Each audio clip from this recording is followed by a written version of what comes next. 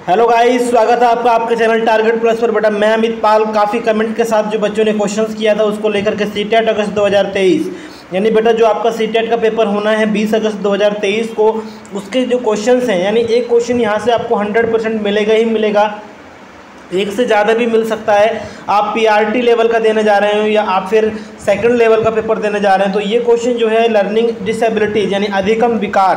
बेटा अधिगम विकार को लेकर के बच्चों को काफ़ी कन्फ्यूजन रहता है कि भाई हम किस तरीके से इसको लर्न करें। तो आज मैं आपको पूरी वीडियो में बताने वाला हूँ इसकी ऐसी आसान ट्रिक, और जो आज तक कैसे क्वेश्चन आए हुए हैं वो सारे क्वेश्चन को मैं डिस्कस करूँगा। तो अधिगम विकार में आपका डिसलेक्सिया, डिसग्राफिया, डिसकैलकुलिया, डिस्प्रैक्सिया और डिस्थीसिया, तो इस तरीके से सबसे आसान ट्रिक मैं आपको बताने वाला हूं। तो आज की वीडियो होने वाली है बड़ी ही धमाकेदार। तो अगर आप चैनल पर पहली बार आए हैं तो बेटा चैनल को सब्सक्राइब कर लें, वीडियो अच्छा लगे तो शेयर जरूर कर दें, बेल आइकन को प्रेस कर दें बेटा, क्योंकि जो भी हमारा टॉपिक सीटेट के ऐसे मैं आप तक शेयर करूँगा। और कोई भी अगर हमारा टीचिंग जो वैकेंसी आती है बेटा उनको लेकर के कोई भी अगर हमारा न्यूज़ आता है, कोई भी नोटिस आता है तो मैं आप तक शेयर करता हूं।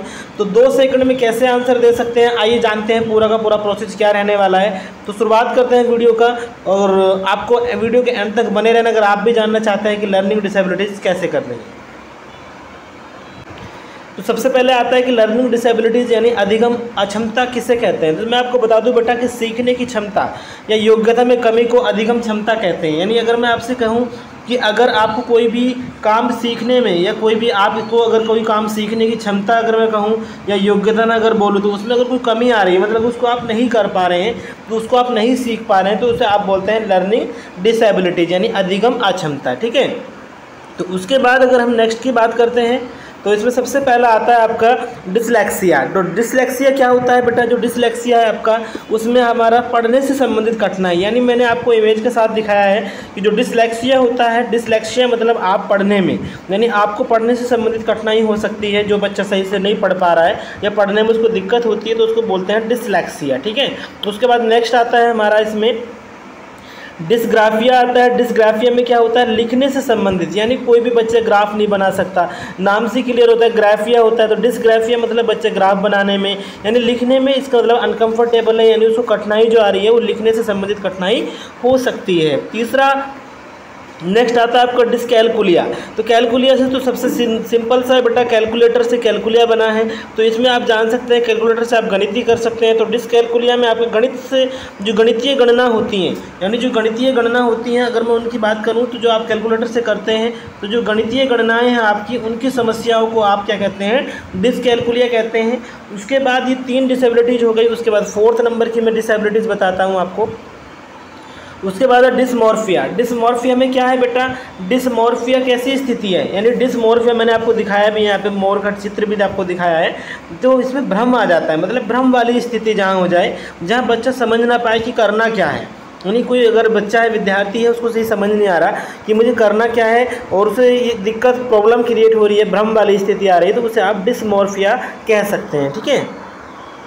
उसके बाद आता है आपका डिस्फेजिया। डिस्फेजिया मतलब कि बच्चा फेज नहीं कर पा रहा। डिस्फेजिया मतलब कि बच्चा जो है वो फेज नहीं कर पा रहा है, किसी को फेज नहीं कर पा रहा मतलब बोल नहीं पा रहा है, यानी बोलने से संबंधित विकार हो सकता है। तो जो बोलने से संबंधित विकार होता है प्यारे बच्चों, वो होता है आपका डिस्फेजिया। ठीक है। उसके बाद नेक्स्ट आपका मैं बता देता हूँ। उसके बाद आता है डिस्प्रैक्सिया। डिस्प्रैक्सिया क्या होता है, मतलब कि आप कोई भी प्रैक्टिस, कोई वॉलीबॉल की प्रैक्टिस है या किसी भी प्ले की प्रैक्टिस है, नहीं आप प्रैक्टिस करने में उससे संबंधित विकार यानी शारीरिक कौशल से संबंधित कोई भी विकार हो सकता है, तो ये होता है आपका डिस्प्रैक्सिया। नाम से क्लियर हो जाएगी आपको, थोड़ा सा एक बार ध्यान से अगर वीडियो को आप 1-2 बार देख लेंगे तो आपको ऐसा लर्न हो जाएगा बेटा कि क्वेश्चन यहाँ से 100% आएगा। मैं 100% की सिक्योरिटी के साथ आपसे कह सकता हूँ कि एग्जाम में आप अनुभव के साथ बोलोगे कि ये क्वेश्चन आया था, चाहे वो फर्स्ट पेपर हो या सेकेंड पेपर हो, हमारा जो है डिसेबिलिटीज़ पर क्वेश्चन बनता ही निश्चित है। तो उसके बाद नेक्स्ट देखते हैं हम। नेक्स्ट आता है आपका बेटा डिस्थीमिया। डिस्थीमिया क्या होता है बेटा, डिस्थीमिया जो है तनाव से संबंधित, बच्चा बहुत ज़्यादा तनाव ले रहा है, काम इतना है, स्ट्रेस ले रहा है, तो अगर स्ट्रेस ले रहा है बच्चे तो डिस्थीमिया उसे बोलते हैं, यानी तनाव से संबंधित आपका अगर केस बनता है तो इस तरीके से हमारी डिसेबिलिटीज़ हैं। उसमें फिर क्वेश्चन किस तरीके से बनेंगे आपके, तो सारी की सारी चीज़ें मैं आपको क्लियर करता चल रहा हूँ बेटा। तो मैंने 7 तरीके आपको बताएं।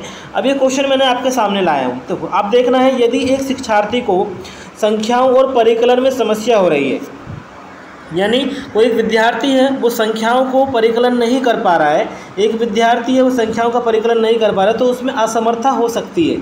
तो उस असमर्थता का नाम क्या है? यानी if A learner is having problem with number, यानी उसको नंबर की प्रॉब्लम से एंड कैलकुलेशन। तो बताओ जल्दी से कौन सा हो सकता है? मैंने बताया था कैलकुलेशन की प्रॉब्लम किस में हो सकती है। पहला है लेखन अक्षमता डिस्ग्राफिया, दूसरा गणितीय अक्षमता यानी डिस्कैलकुलिया, तीसरा है दृश्य स्थानिक संगठन, और चौथा है पठन अक्षमता यानी डिसलेक्सिया। इंग्लिश में आपका राइटिंग डिसेबिलिटीज हो सकता है dysgraphia, mathematical disabilities dyscalculia, inability to ortho spatial organisation या रीडिंग डिसेबिलिटी यानी डिसलेक्सिया। तो इसमें आपका मैंने बताया मैथ से संबंधित कोई भी प्रॉब्लम है तो बच्चा पढ़ नहीं पा रहा है नंबर को, तो इसका मतलब जो आपका आंसर होगा वो कौन सा होगा? यानी गणित वाला, यानी आपका जो होगा ये डिसकैलकुलिया। तो ये ऑप्शन नंबर आपका 2 जो है वो करेक्ट हो जाएगा। ठीक है, क्वेश्चन समझ में आ रहा है? अगला क्वेश्चन देखिए किस तरीके से बनेगा। नेक्स्ट आता है आपका कि एक बच्चा है जो डैश से ग्रस्त है, ठीक है, वह सा और वाज न्यूक्लियर और अनक्लियर में अंतर नहीं कर सकता। मतलब एक चाइल्ड है can not distinguish between saw and was, nuclear and unclear, he and she is suffering from. एक बच्चा है जो सही से पढ़ नहीं पा रहा है, मतलब पठन में पढ़ाई से संबंधित विकार उसका हो रहा है, समझ नहीं पा रहा है कि लिख क्या रहा है। तो पहला ऑप्शन दिया है जम्बलिंग विकार हो सकता है, डिसलेक्सिया हो सकता है, डिसमोर्फिया। देखो डिसमोर्फिया भ्रम वाली स्थिति होती है ना, मैंने आपको बताया था डिसमोर्फिया। तो डिसलेक्सिया एक ऐसा है आपका कि डिसलेक्सिया में बच्चे को पता नहीं होता कि वो ये क्लियर नहीं कर पाता कि भाई क्या लिखा हुआ है, मतलब उसको पढ़ने में दिक्कत होती है, तो ऑप्शन नंबर 4 आपका इसमें करेक्ट हो जाएगा। अगला देख लेते हैं क्वेश्चन नेक्स्ट। प्यारे बच्चों क्वेश्चन बहुत अच्छे हैं जो आपके सीटेट यूपीटेट में आ चुके हैं पहले।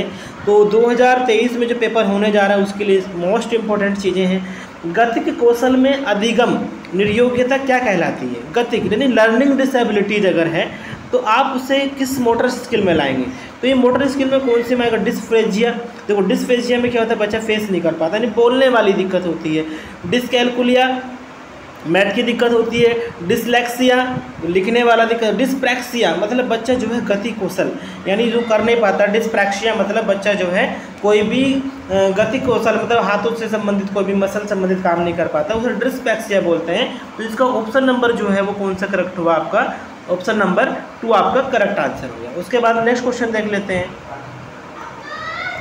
नेक्स्ट क्वेश्चन है अधिगम निर्योग्यता यानी लर्निंग डिसेबिलिटीज़ क्या हो सकता है? मतलब जो किसी बच्चे के अंदर लर्निंग डिसेबिलिटीज है वो समुचित निवेश के साथ सुधार योग्य नहीं होती, कभी भी सुधार नहीं हो सकता, या एक स्थिर अवस्था होती है वो हमेशा बनी रहेगी, या एक चर अवस्था वेरिएबल स्टेट है, ये जरूरी नहीं कि कार्य पद्धति की हानि करे, मतलब नीड नॉट इम्पेयर फंक्शन।